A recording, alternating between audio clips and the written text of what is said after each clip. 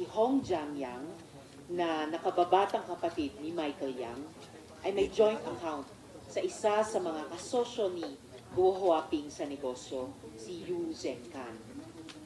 A few days ago, nahuli ng mga opisyales ng Bureau of Immigration si Yang Jianxin alias Tony Yang, ang nakatatandang kapatid ni Michael Yang. Michael Yang has previously denied any connection with illegal POGOs. But it seems his elder brother has dipped his hands in POGO and scam money as well. A POGO associated with Tony Yang, Oro One Corporation, lists him as president. Ito po yung SEC document ng Oro One. Itong Oro One ay service provider ng Shonway. At ito naman po yung registration ng Pagcor Oro One bilang service provider ng Shonway Technology Inc. Shonway na alam natin na binaliktad na pangalan ni Lin Weixiong alias Alan Lim ng Parmalee. Ang email naman ng Shonway ginagamit ng isa pang POGO, Rick Hearts, na ang papeles ay nakita sa Bamban. Mukhang iisang network o iisang one big happy Parmalee lang talaga ito. Tagal na natin nababalitaan si Michael Yang. Ang katotohanan ay bagamat mas kilala si Michael, si Tony ang sinasabing totoong architect ng operations ng mga Yang. Mamaya po sa aking pagtatanong, mas palalalimin ko pa ang mga koneksyon ni Tony Yang, Guo Huaping, Mayor Dong Kalugay sa isa't isa at sa iba pang mga persons of interest. I also wish to surface other areas of concern.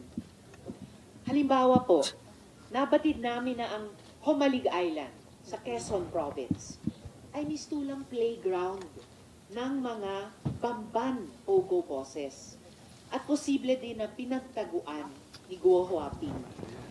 Ang co-accused niya na si Yang Bin ay may family link sa mismong nakaupong pamunuan ng Homalig. Titiyakin natin na managot ang dapat managot at ang mga polisiya natin ay di ganito kadaling paglaruan. As our hearings draw to a close, sa palagay ko ay mahalaga ding balikan kung bakit natin ito ginagawa at para kanino. Sa gitna ng mga seryosong usaping ito, nakukuhang magpa-cute at magpa-kengkoy sina Guo Huaping, Cassandra Ong at iba pa. May love angle, may pakilig, may paawa effect pa.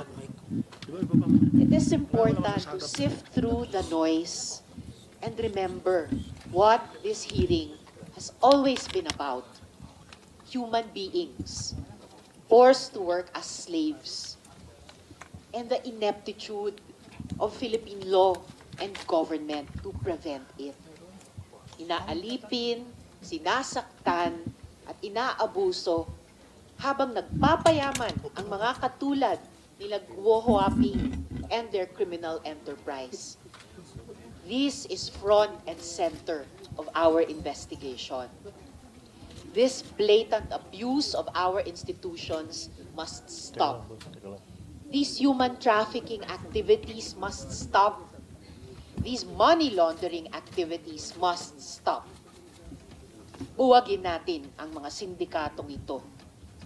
Sa araw na ito ay ihahain ang sabina laban kay Guo Huaping alias Alice Guo, Zhang Yer alias Sheila Guo, at Cassandra Leong.